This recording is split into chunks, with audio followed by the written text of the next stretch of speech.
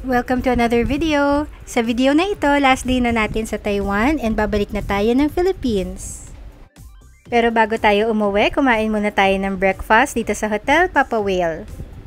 Wala din tayong agenda for today, so basically kakain lang tayo ng breakfast and then we'll hang out. Nakapag-empake na din tayo last night.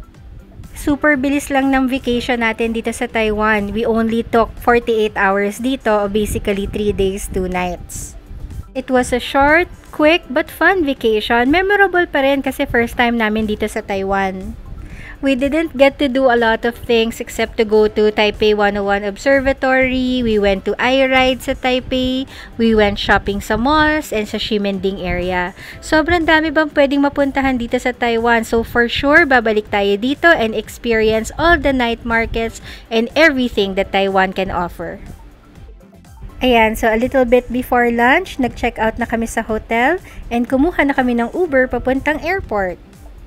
For those na nagbabalak na magpunta ng Taiwan, we suggest that you plan ahead sa airport transport ninyo. There are several options. Marami namang train, may bus, may Uber, may taxi. And you can also book your airport transfer via Klook. Next time, mag-airport transfer via Klook na lang kami because it's much cheaper than Uber. At eto na nga, nakarating na tayo sa airport. Ayan, nakapag-check-in naman na tayo online, so magba-bag drop-off na lang tayo. Nung papunta kami dito sa Taiwan, hindi kami nag-web check-in, which is a big mistake. So next time, dun sa mga magta-travel using EVA Air, make sure na mag-web check-in kayo kasi sobrang haba ng pila ng manual check-in. After kayo mag-bag drop-off, the girl would ask you to monitor your bags hanggang makaabot siya dun sa X-ray. By the way, good news sa mga Philippine passport holders, the visa-free privilege ng Taiwan has been extended until July 31, 2024. All you have to do is prepare your travel requirements, which is your Philippine passport, your airline return tickets, and proof of accommodation, and you're good to go, ready na to go to Taiwan! Before we headed to the immigration, dumaan muna kami ng tax refund kiosks. From the departures area, bumaba lang kami ng isang level para puntahan tong tax refund kiosk. Malapit siya dun sa mga nagtitinda ng mga delicacies ng Taiwan. And since nandito na rin lang din tayo, papalagpasin ba natin to guys? Tumingin pa rin kami dito ng pwedeng bilhin. Kasi syempre, madami tayong gustong pasalubungan pag uwi natin ng Philippines.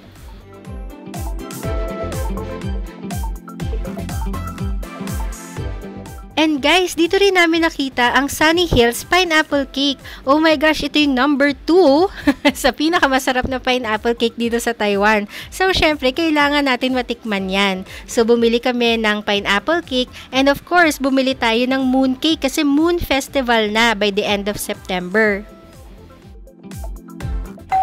Thank you nga pala sa lahat ng nanonood ng videos ng Traveling Lola. If you like our video, don't forget to subscribe to our channel to help our channel grow. You can also share our videos to your family and friends if they like food and travel videos, especially if they travel with senior citizens.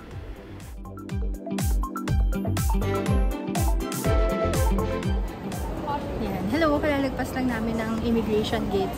Sana ganun kabilis yung immigration sa atin. Oo, electronic lang, scan lang. Tapos yun na yun, hindi na kailangan ng tao interview. As in, wala pang 15 seconds tapos na yung immigration. Very efficient. No? Sana wishlist ng Pilipinas talaga yan.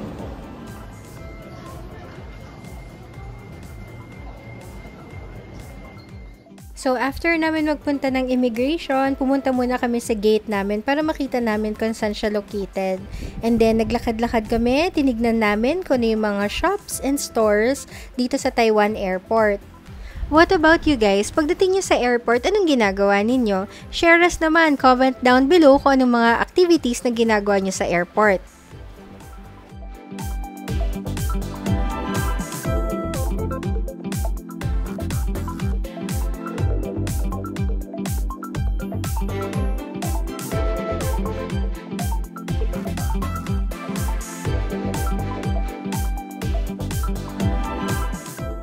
At eto na nga, pagkatapos namin mag-ikot-ikot dito sa airport, nagutom na kami. So we headed to level 4. Dito din located ang food court ng Taiwan Airport. For us, papunta naman kami ng Oriental Club Lounge. I really like the food court area dito sa Taiwan Airport, no? Very maaliwalas, ang dami ding greens kahit nasa loob ka. Ang ganda ng pagkakadesign nila, interior at saka ng architecture ng Taiwan Airport.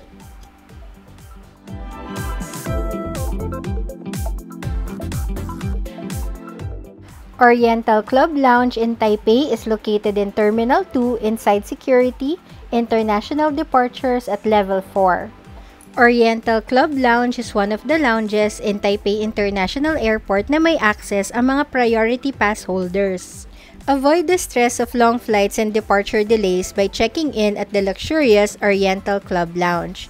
Fly with any airline and in any class and pamper yourself with the lounge class experience at a discount. Enjoy sophisticated facilities and amenities like cozy couches, hotel-like bathrooms, and more. You also get complimentary beer, refreshments, food, Wi-Fi are all included. Oriental Club Lounge is a 24-hour airport lounge access made convenient for all travel times. First impression namin dito, napakalawak, napakalinis at sobrang daming pwedeng maupuan. Marami din silang mga food choices pero nang nagpunta kami, medyo kailangan na ata ng refill so we had to wait a little bit. Pero nevertheless, marami pa rin namang mga food choices while you wait. And speaking of food choices, nandito tayo sa may likod kung saan located yung beef noodle area nila. Guys, sobrang sarap ng beef noodle soup nila dito. So if you have the chance to go to Oriental Club Lounge, never miss out yung beef noodle soup. At ang kagandahan dito sa Oriental Club Lounge, even though you're not a priority pass card holder, you can still access the lounge by purchasing your vouchers in Klook or KKday. So ano pang inaantay nyo? Make sure that you visit the Oriental Club Lounge so that you can have a relaxing wait while you wait for your flight. And not to mention, super comfortable na mga upuan nila dito. Actually, nakakatulog na nga kami sa upuan dito eh. So kung kami nag-enjoy dito, I'm sure yung mga kasama nyong kids or senior citizens, they would enjoy themselves just relaxing in the Oriental Club Lounge.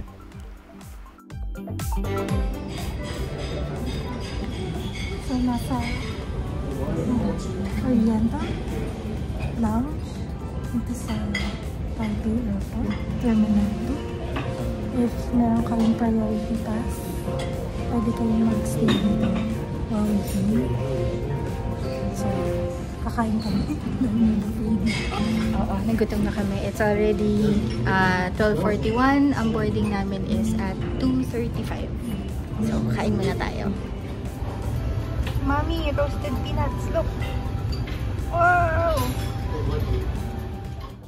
So, after getting our food, kakain muna tayo. Una, dito kami nakaupo sa mga lounge chairs at dito kami kakain. Pero guys, nahirapan ata kami kumain dito sa mga lounge chairs na to. So, kinalaunan, lumipat din kami ng upuan kasi sobrang uncomfortable kumain. At ayan, lumipat na tayo ng upuan. So, it's time to eat. Bon appetit! Kumain muna tayo. Ang final thoughts namin dito sa Taiwan, it was short but sweet, fun, and sayang, kulang sa oras. Sana mas mahaba pa yung time na nakapag-ikot-ikot kami dito sa Taiwan. And sana hindi umuulan. So definitely, it's a chance for us to go back. But we were still able to celebrate my sister's birthday. We were able to bond as sisters. Next time, sasama namin si mommy at daddy para makita din nila yung Taiwan.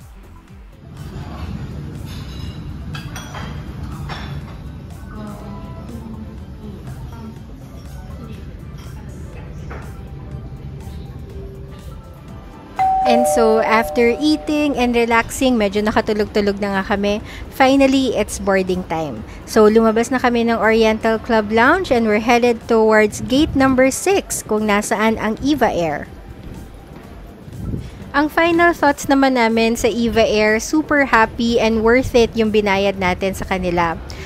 Their airplane fleet looks new and it smells good. The seats are comfortable, may adequate legroom.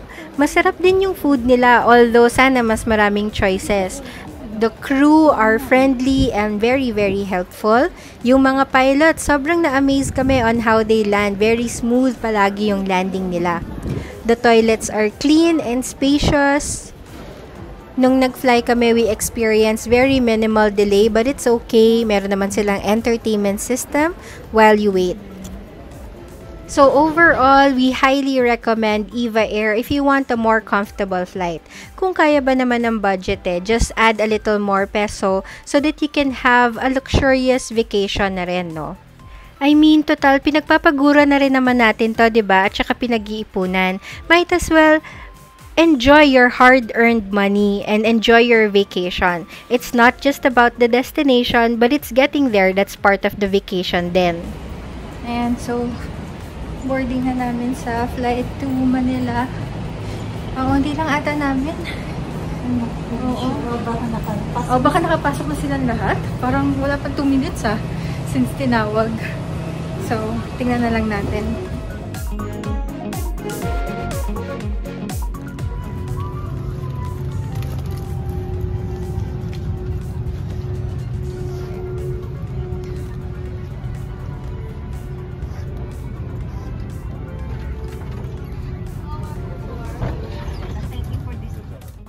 Welcome aboard our flight EVA Air BR277 from Taiwan to Manila.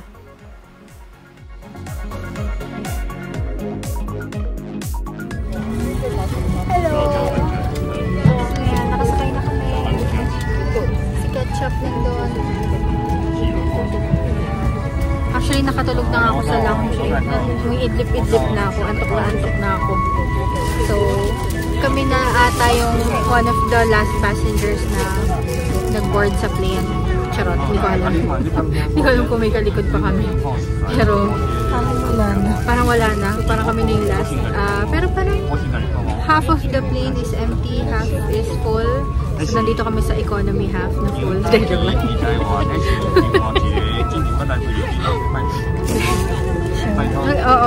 This is ayan na pala, A330. A330.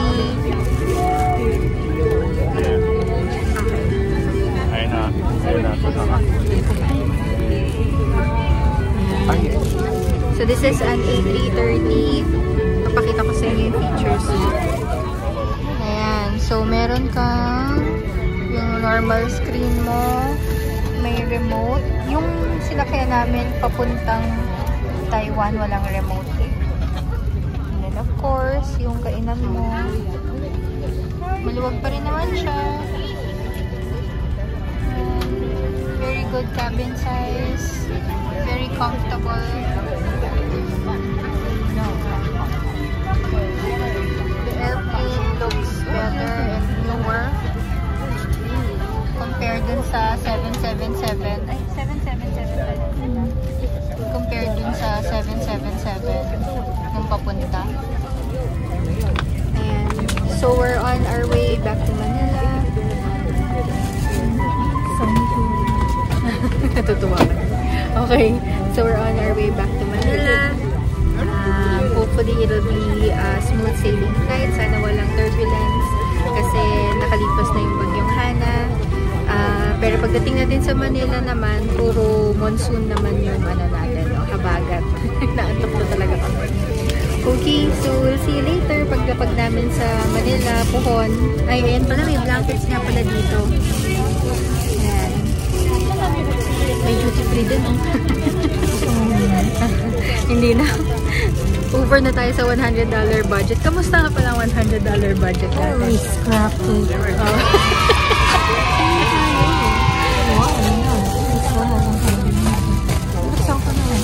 Okay. Umover na kami sa $100 budget. Anong feeling ng I still love Emirates blanket. Emirates blanket pa rin talaga. So pag nag-Emirates, bibili na ako. Dami naman pwedeng bilhan ng blanket, diba, no? Pero masarap yung Emirates. Yung for lang na. Hindi naman tayo yung last. Time last. Okay, congrats. Okay, so we'll see you in Manila. Hopefully, it'll be a smooth sailing flight.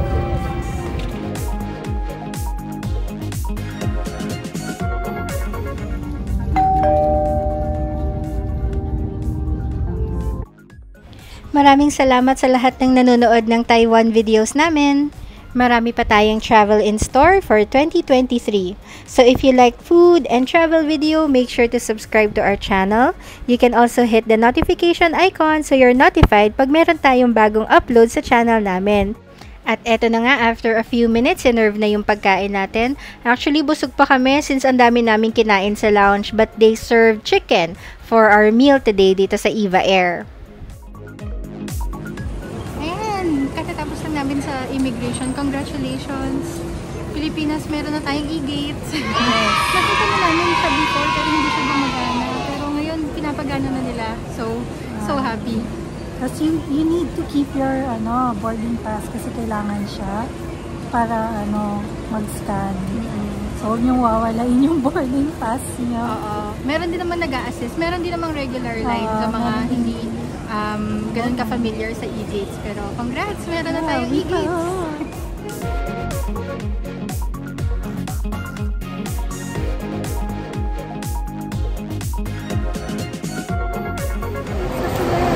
Ayan, so pauwi na kami. Nandito kami sa Grab booth. Yan ang pick up ng Grab sa NAIA 1. Sa gitna siya. Pagkalabas matatawid ka lang. Mayroong island sa gitna. So dun yung Grab booth na pickup point. Make sure that you choose the right one dun sa drop down for pickups. Ayan. Dun sa mga walang app, may nag-a-assist naman dyan. Thank you so much sa lahat ng mga nanood ng Taiwan videos namin. Till our next video. Bye-bye!